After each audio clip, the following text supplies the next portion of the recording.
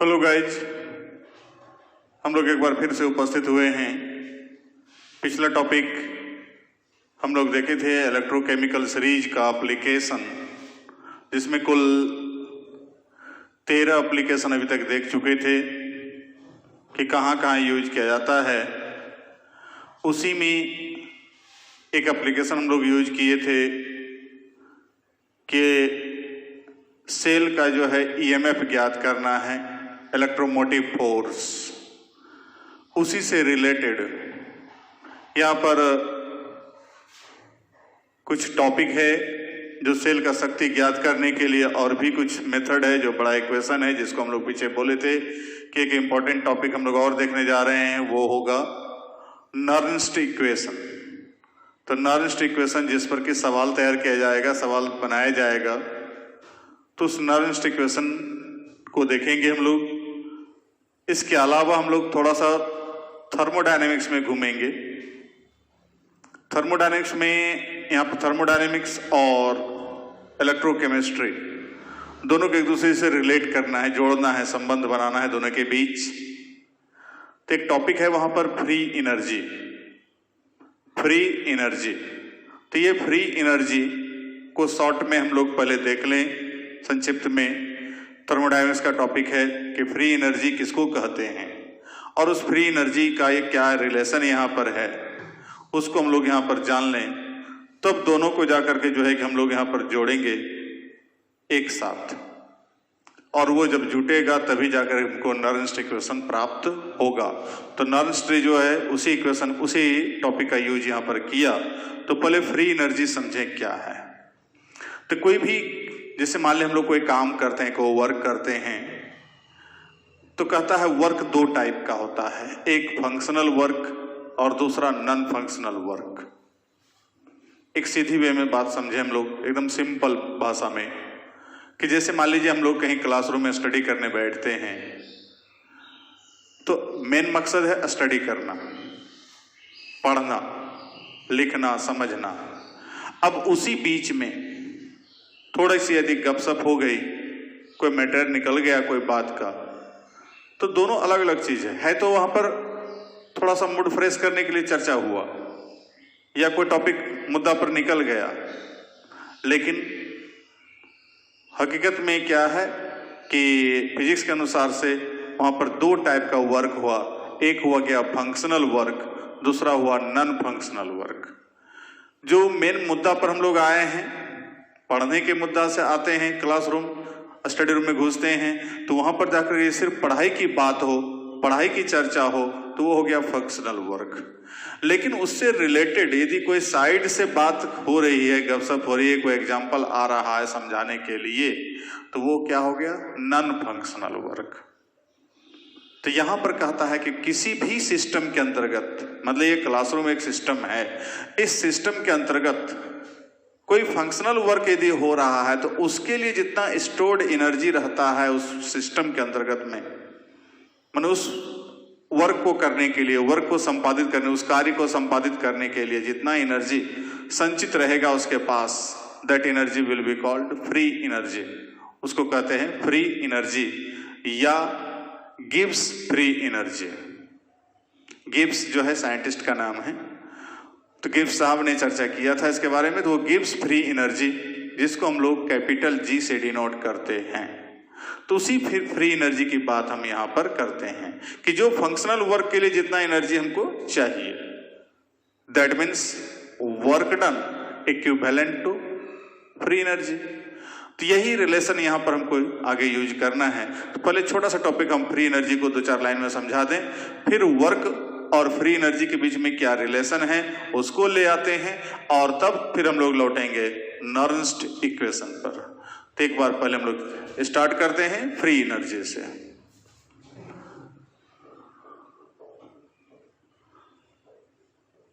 Free energy ये extra topic है, syllabus में नहीं है, ये थर्मोडायनेमिक्स का जो है 11th में है, लेकिन यहां पर यूज हम लोग कर लें, दैट अमाउंट ऑफ एनर्जी, ऊर्जा की वह मात्रा, which is stored in any system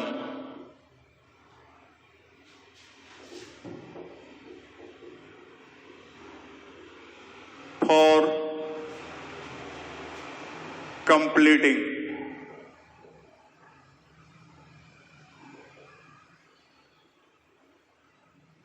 functional work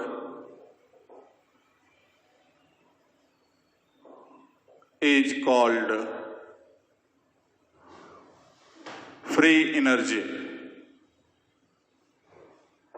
तो कहता है कि दैट अमाउंट ऑफ एनर्जी, ऊर्जा की वह मात्रा, ऊर्जा की वह मात्रा विच इज स्टोर्ड, जिसे संचित रखा जाता है या संचित रहता है, इन एनी सिस्टम, किसी तंत्र में, किसी सिस्टम में। तो ऊर्जा की वह मात्रा जो संचित रहता है किसी सिस्टम में फॉर कंप्लीटिंग फंक्शनल वर्क, जो क्रियात्मक कार्य है। फंक्शनल वर्क मतलब क्रियात्मक कार्य। तो ये क्रियात्मक कार्य जो है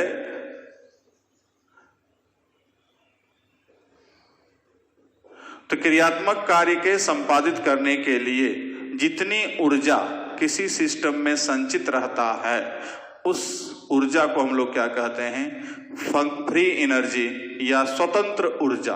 हिंदी में बोलते हैं फ्री एनर्जी को क्या, स्वतंत्र ऊर्जा।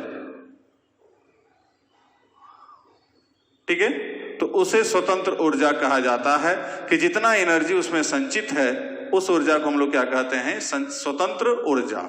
अब ये स्वतंत्र ऊर्जा वहां पर संचित है। अब इस संचित ऊर्जा को ही हम लोग वहां पर कह दिए free energy. That is, sorry एक लाइन और लिख दें, it is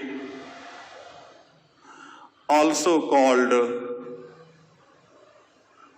gives free energy. इसको गिव्स फ्री एनर्जी भी कहा जाता है, इसको गिव्स फ्री एनर्जी भी कहा जाता है।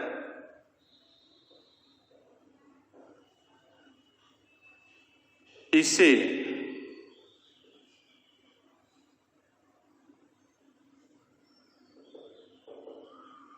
कैपिटल जी के द्वारा दर्शाया जाता है। तो तीन चीज यहां पर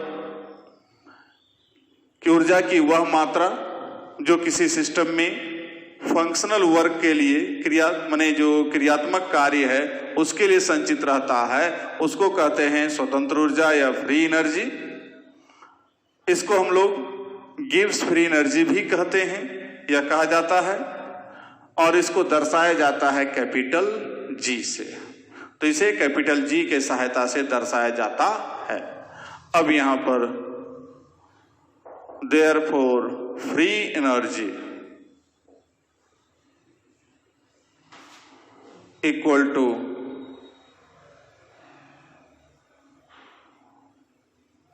वर्क डन।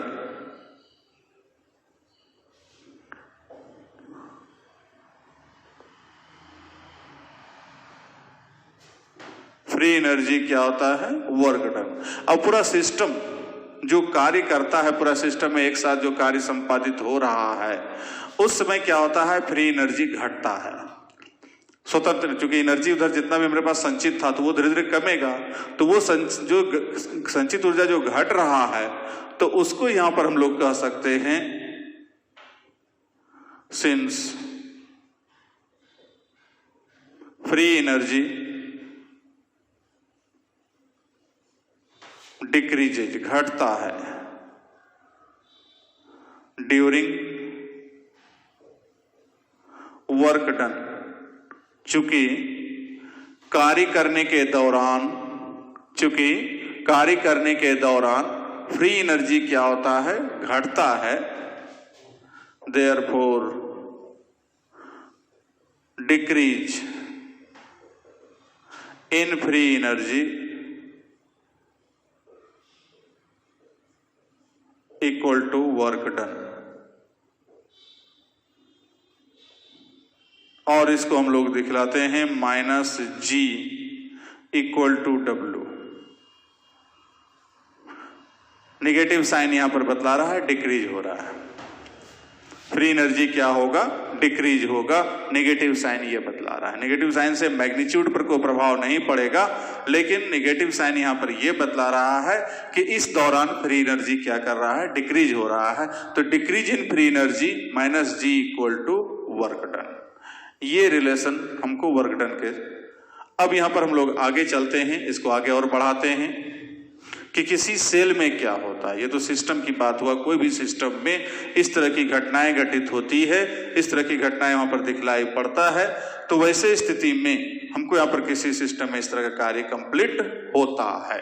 तो ध्यान से हम लोग फिर समझ गए कि किसी भी सिस्टम के वर्क डन के दौरान एनर्जी घटता है, अतः घटे हुए एनर्जी को हम लोग वर्क डन के बराबर कहते हैं। और वर्क डन यहाँ पर हो गया G इक्वल टू डब्ल्यू, यहाँ नेगेटिव साइन लगा जो सिंबल दर्शाता है कि एनर्जी वहां पर क्या हो रहा है, घटता है।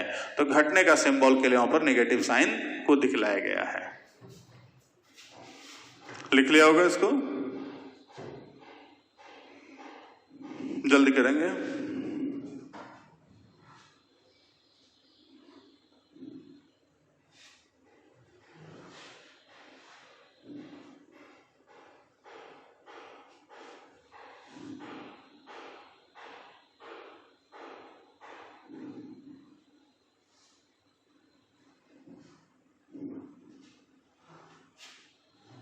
अब यहां पर हम लोग, ये तो फ्री एनर्जी एक टॉपिक अलग से देखे, ये आपके सिलेबस का नहीं है, मैंने 12 के सिलेबस का नहीं है, 11th में तो था ही।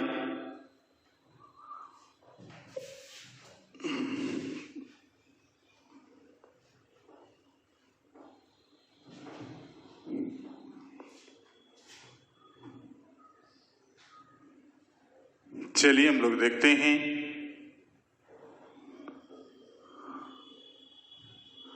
Work done in a cell and free energy।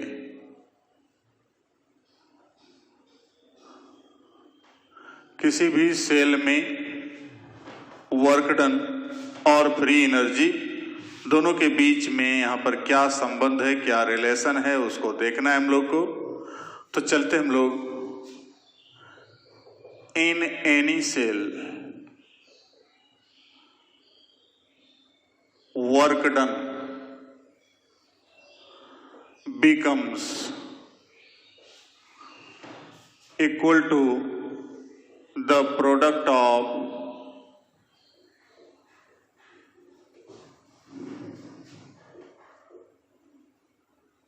total charge and cell potential।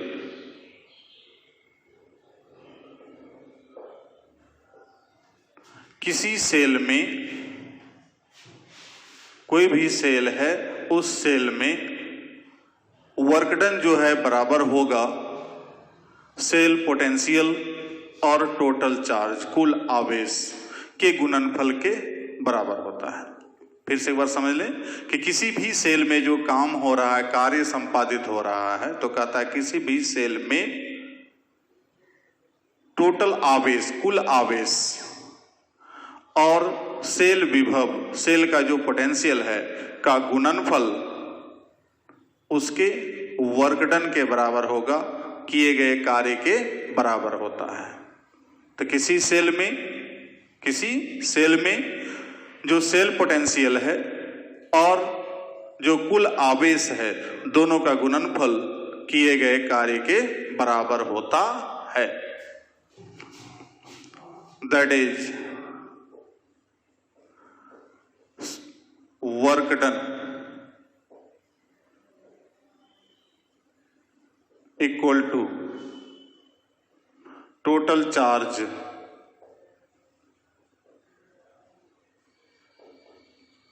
Into cell potential और W equal to Q into E और W equal to NF into E, where N equal to number of electrons, जितना electrons होगा, और F हो गया 1 farad. एक electron पर एक मोल इलेक्ट्रॉन पर 1 फैराड आवेश होता है, तो नंबर ऑफ मोल कहिए ऑफ इलेक्ट्रॉन के मोल की संख्या। अब यहां पर जितना फैराड होगा उतना से मल्टीप्लाई हो गया, और 1 फैराड बराबर 96,500 कूलम्ब होता है, जो हम लोग पीछे देख चुके हैं। तो ये वर्क डन का फॉर्मूला हुआ NFE। अब यहां तक तो कोई दिक्कत नहीं है, बट वी नो दैट, हम क्या जानते हैं, पीछे जो जस्ट देख चुके हैं, minus G equal to work done, minus G equal to work done. तो therefore minus G equal to work done के जगह पर हम लोग इसको रख दें NFE, या यहाँ E सेल कर दें तो और अच्छी बात है, यहाँ भी E सेल कर दें सेल के लिए। नहीं भी सेल के लिए करेंगे तो डायरेक्ट रहने दीजिए, किसी के लिए भी लागू होगा अपना, लेकिन सेल का पोटेंशियल है, ठीक है। तो ऐसा भी लिख सकते हैं, या ई सेल भी लिख सकते हैं, जो आगे जाकर हम लोग को लिखेंगे फिर। अब इसको यहां पर G equal to minus NFE ऐसा भी लिख सकते हैं। एट स्टैंडर्ड कंडीशन, ख्याल कीजिए स्टैंडर्ड कंडीशन जो है अभी पीछा नहीं छोड़ने वाला है, क्या होगा, तो G not equal to minus NFE not, ऐसा भी लिख सकते हैं। तो ये रिलेशन है वर्क डन और फ्री एनर्जी के बीच में। तो फिर से एक बार यहां पर समझ लें कि वर्क डन बराबर हम लोग जान चुके हैं, किया गया कार्य बराबर क्या होता है, कुल आवेश गुना सेल विभव। तो सेल विभव और कुल आवेश के गुणनफल कितना के बराबर होगा, किए गए कार्य के बराबर होगा। अब किया गया कार्य यहां पर W है, तो W बराबर Q इंटू ई, और Q बराबर हम लोग कुल आवेश यहां पर है, तो टोटल चार्ज यहां पर कितना N इंटू F के बराबर, जितना मोल इलेक्ट्रॉन होगा उतना गुना 1 फैराड। चूंकि 1 मोल इलेक्ट्रॉन पर चार्ज कितना होता है, 1 फैराड, तो N मोल पर हो गया N फैराड, तो N फैराड आवेश हो गया टोटल। अब उसके बाद E तो जान ही रहे हैं कि E क्या है, सेल पोटेंशियल है, W क्या है, वर्क डन है। अब दूसरी तरफ हम लोग पिछला टॉपिक में भी देख चुके हैं कि माइनस जी बराबर W होता है, देयरफॉर माइनस जी बराबर NFE हो गया। अब G equal to minus NFE हो गया। स्टैंडर्ड कंडीशन में G star equal G not equal to minus NFE not. कोई दिक्कत नहीं है, आराम से हम लोग का ये रिलेशन मालूम हो गया। ये रिलेशन भी निकालने कहता है, यदि कभी 2 नंबर वाले में तो हम रिलेशन बता के दिखा सकते हैं। अब उसके बाद हम लोग चलते हैं जो सबसे महत्वपूर्ण टॉपिक जो बोले थे, नर्न्स्ट इक्वेशन, उसका इसी से यहाँ पर जाके इसको यूज करेंगे और वहां पर जाके नर्न्स्ट इक्वेशन तैयार करेंगे सेल का शक्ति ज्ञात करने के लिए। तो लिख लिए होंगे इसको।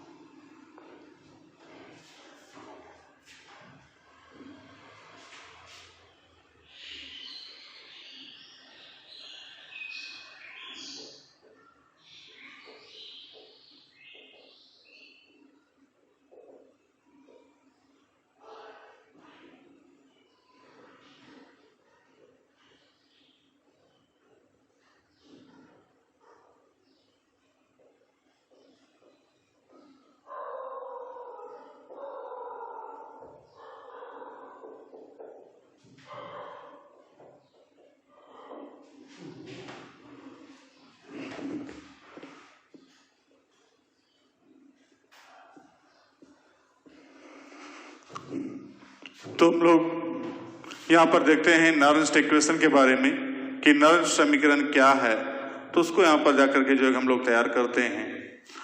तो ऑलरेडी किसी भी फॉर दिस रिएक्शन, एक रिएक्शन लेते हैं हम लोग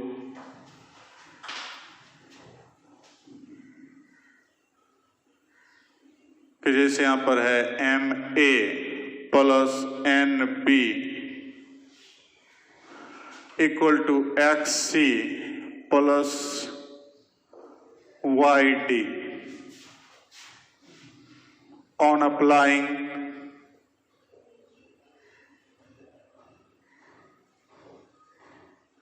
law of mass action।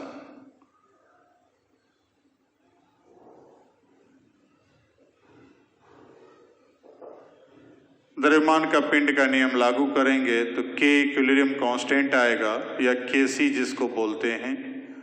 तो इसके लिए हो जाएगा C का मोलर कॉन्सेंट्रेशन, पहले भी कई बार चर्चा कर चुके हैं, d to the power y divided by a to the power m।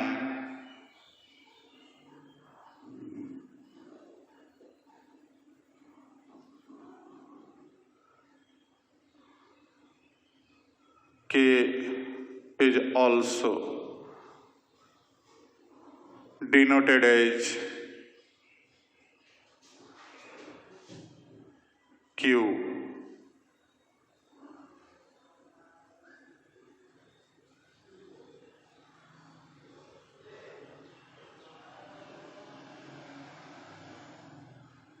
Reaction coefficient, तो इसको Q के द्वारा भी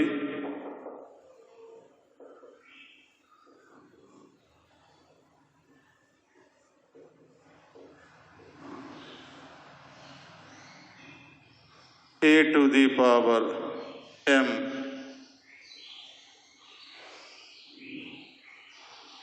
ऐसा लिख सकते हैं। दोनों एक ही चीज है, ये या ये दोनों आएगा एट इक्विलिब्रियम।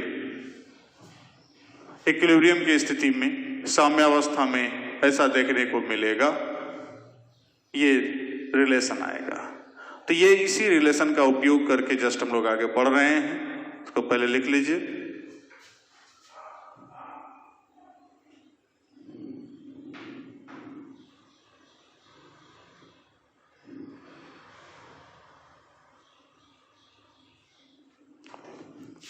हो गया?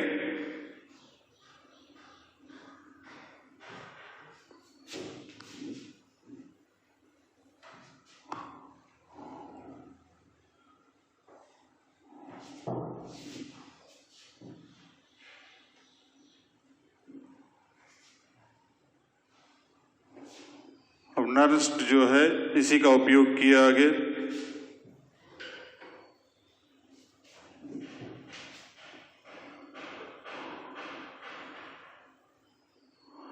According to Nernst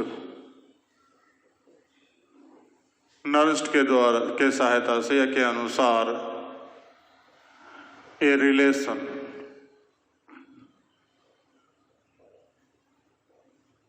was established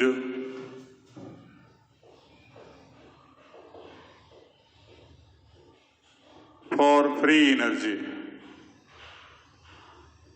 free energy के लिए एक रिलेशन स्थापित किया नर्स्ट के ने, वो G equal to G0 plus RT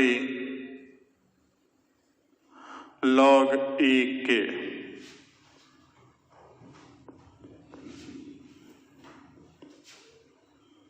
और delta G equal to delta G0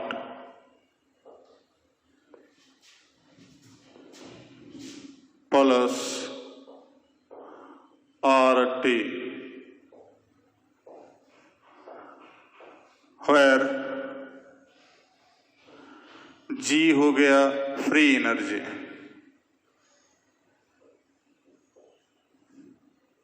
और जी नॉट हो गया फ्री एनर्जी ऑफ सिस्टम। ये भी हो गया फ्री एनर्जी ऑफ सिस्टम, लेकिन कंडीशन है eight standard condition.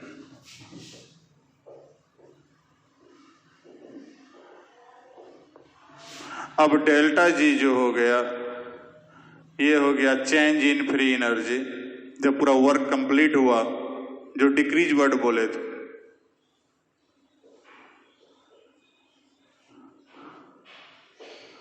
Of system, system का फ्री एनर्जी में कितना परिवर्तन हुआ वो हो गया डेल्टा जी, और डेल्टा जी नॉट हो गया सेम उसी स्टाइल में change in free energy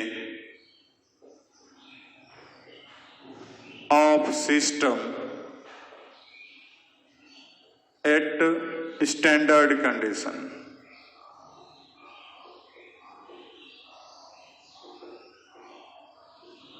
standard condition में जाकर के जो है कि ये जब फ्री एनर्जी का जाके चेंजिंग हुआ। अब यहां पर आर हो गया गैस कांस्टेंट,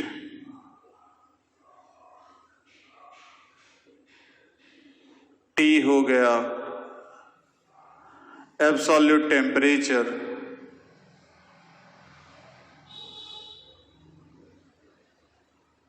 और के तो हम लोग जानते ही हैं, और लॉग को भी जानते हैं, एक्सपोनेंशियल लॉग को। तो ये जाकर के जो है कि हमको इस प्रकार से ऐसे इक्वेशन तैयार किया नर्स्ट ने कि यहां पर जाकर के जो है सिस्टम एक नॉर्मल कंडीशन में इस रूप में है, स्टैंडर्ड कंडीशन में इस रूप में है, अर्थात टेम्परेचर एक बार फिक्स कर दिए, एक बार टेम्परेचर फिक्स नहीं है। तो जब फिक्स नहीं है तो हमको उस समय फ्री एनर्जी इतना है, और जब फिक्स है तो हमको कितना है तो जी स्टार माने जी नॉट है। तो ये जाकर के जो है कि स्टैंडर्ड कंडीशन और जनरल कंडीशन या नॉर्मल कंडीशन के बीच में एक रिलेशन स्थापित किया। अब इसको हम लोग और आगे बढ़ाते हैं, पहले इसको लिख लीजिए।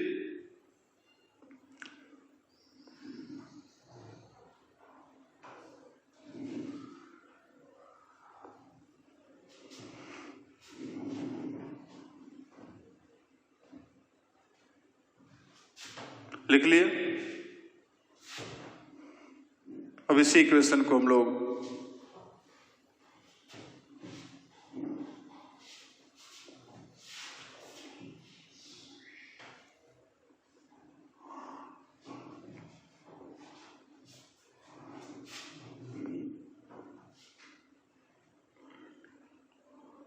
और डेल्टा जी इक्वल टू हम लोग लिख सकते हैं delta G not plus 2.303 R T log K.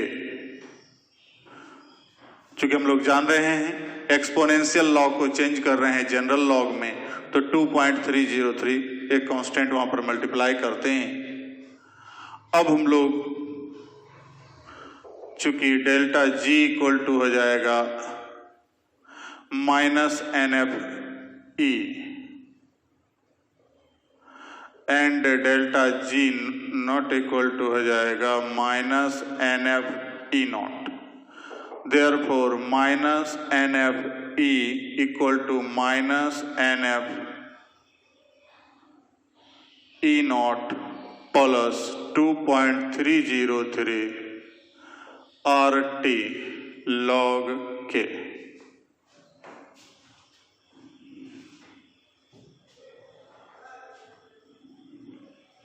अब इसका NF को हटाते हैं तो यहाँ NF हटेगा, माने सब में NF से यदि डिवाइड, इसमें भी NF से डिवाइड करें, इसमें भी NF से डिवाइड करें, इसमें भी NF से डिवाइड करें, तो बचेगा क्या? तो minus E will be equal to minus E not plus 2.303 R T by NF log K. अब यहां पर E इक्वल टू हो जाएगा E not minus 2.303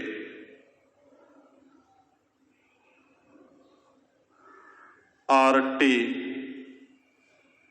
bye NF log k, ये इक्वेशन 2। अब इसमें E equal to E not minus 2.303, R का मान जूल में रखते हैं 8.314, ये 298 केल्विन, N को N ही रहने दें और यहाँ F को 96,500 इधर log k कर दें तो आएगा result E equal to E not minus 0.0591 by n log k। ये इक्वेशन आ गया 3। सॉल्व करेंगे तो इतना मेरा आएगा।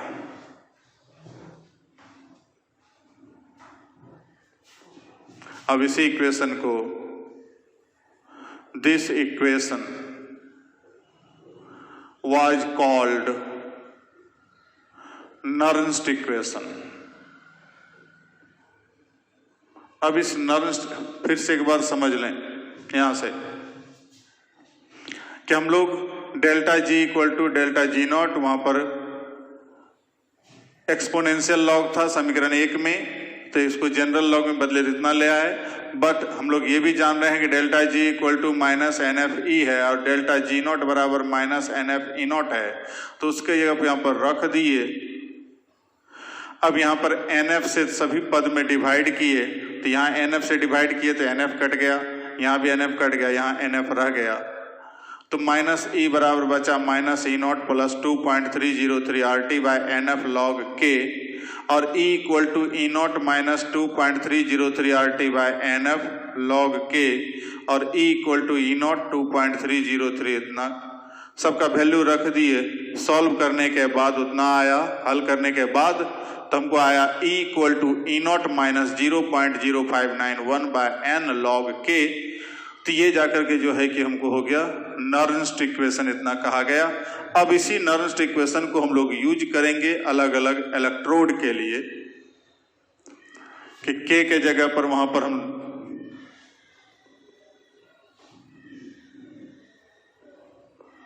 तो चलिए हम लोग चलते हैं अलग अलग इलेक्ट्रोड के लिए। नाउ फॉर कैथोड, तो M n plus n electron M, ये हाफ सेल रिएक्शन है कैथोड चैम्बर का। अब उसके बाद देयरफॉर के इक्वल टू यहां पर हो जाएगा एम का कॉन्सेंट्रेशन, एन प्लस का कॉन्सेंट्रेशन, इतना लिख सकते हैं वही के जगह पर। अब यहां पर therefore E cathode equal to E naught cathode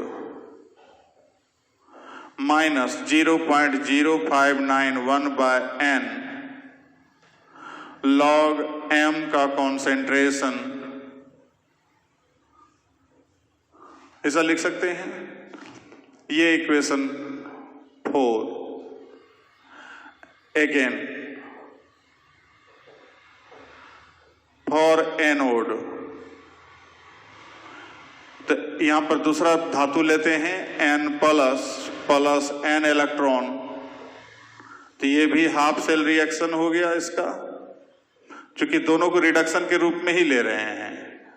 क्योंकि एसआरपी के रूप में जो बोले थे कि हर जगह यहां पर हम रिडक्शन के रूप में ही यूज करेंगे, तो देयरफॉर यहां पर के कितना हो गया, तो n बाय n प्लस,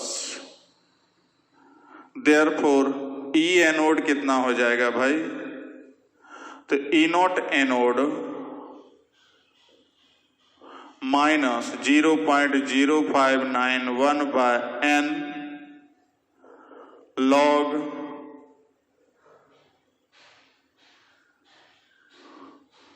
ये इक्वेशन 5। तो इक्वेशन 4 हम लोग देख लिए, इक्वेशन 5 देख लिए, इक्वेशन 3 तो जनरल के लिए था, अब इसको दोनों को, ये तो नॉन स्टिक इक्वेशन था, but E cell equal to क्या होता है, E cathode minus E anode होता है ना। तो हम लोग ई सेल इक्वल टू लिख सकते हैं इतना माइनस इतना, E cell equal to E not cathode minus 0.0591 by N log M का concentration minus E naught anode 0.0591 by N, यहां एन का कॉन्सेंट्रेशन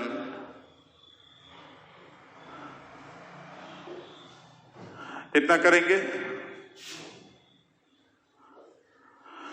अब यहां पर E cell equal to bracket तोड़ेंगे तो E not cathode minus 0.0591 by N log M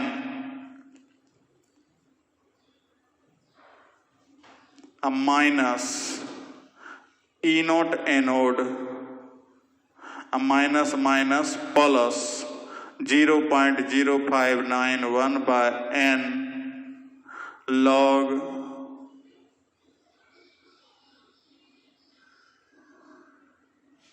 ऐसा लिख सकते हैं ब्रैकेट तोड़ने के बाद। एक बार इसको पूरा लिख लें, बस कुछ किए नहीं है, बस इसके लिए के का मान यहां पर लिए। अब उसके बाद ई कैथोड बराबर ई नॉट कैथोड, बस वहां के जगह समीकरण 3 में जो था के उसके जगह पे इसको रख दिए। ये हो गया कैथोड के लिए, ये फिर एनोड के लिए हो गया। अलग अलग धातु लिए हैं आप, एम धातु लिए हैं और यहाँ पर क्या लिए हैं, एन धातु। तो वैसे कंडीशन में यहाँ पर ई एनोड बराबर E naught anode minus 0.0591 by N log इतना। अब दोनों को खाली वहां पर रख दिए ई सेल वाला फॉर्मूला में कि E cell equal to E cathode minus E anode, दोनों को वहां रख करके वहां तक पहुंचाए हैं।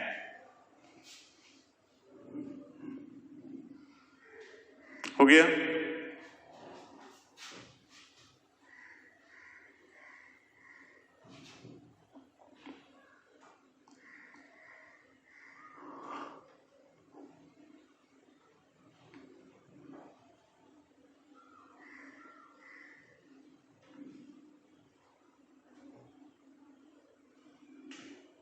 अब यहां पर ई नॉट कैथोड और इसको उठा के एक जगह ले आए minus E naught anode plus दोनों का कॉमन ले लें 0.0591 बाय एन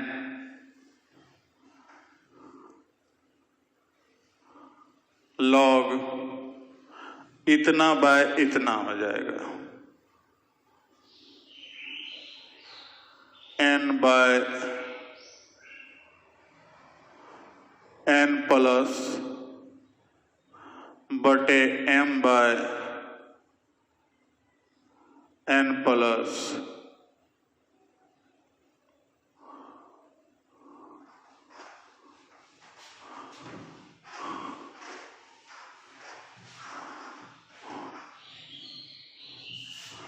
अब यहां पर ई सेल इक्वल टू इतना को लिख सकते हैं E naught cell plus 0.0591 by N log N, ये ऊपर जाएगा डिवाइडेड बाय एम, वो नीचे आएगा। तो एक फाइनल इक्वेशन तुमको ये प्राप्त हुआ इक्वेशन 6, ठीक। लेकिन हम लोग ये जानते हैं कि बट M एंड N ये क्या है, सॉलिड मेटल है, ठोस धातु है। तो ठोस धातु है तो देयरफॉर M का कॉन्सेंट्रेशन N का कॉन्सेंट्रेशन बराबर 1 मोल पर लीटर। तो बचेगा क्या, तो बचेगा E cell equal to E not cell plus 0.0591 by N log by, यदि ये सॉलिड मेटल नहीं रहेगा तो यही रह जाएगा इक्वेशन फाइनल में, या इसको हम लोग कह सकते हैं E cell equal to E not cell plus 0.0591 by N log, ये है कैथोड और ये है एनोड।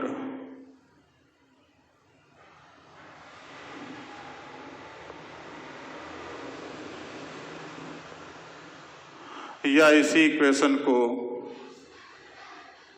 इसको साथ बोलेंगे, इसी इक्वेशन को और भी लिख सकते हैं E cell equal to E not cell, यहाँ माइनस साइन करते हैं तो 0.0591 बाय N लॉग,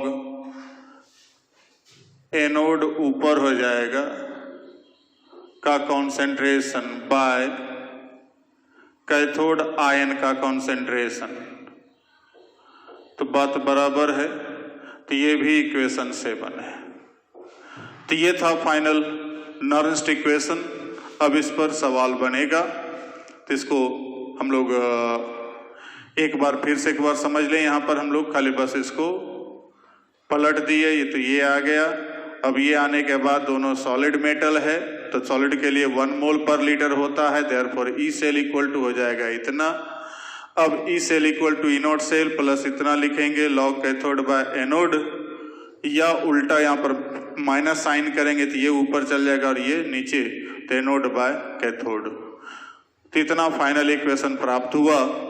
इस प्रकार से हम लोग को किसी भी सेल के शक्ति को ज्ञात करने के लिए हम लोग को इतना दिमाग में रखना है। अब यहाँ पर कंडीशन है कुछ स्पेशल,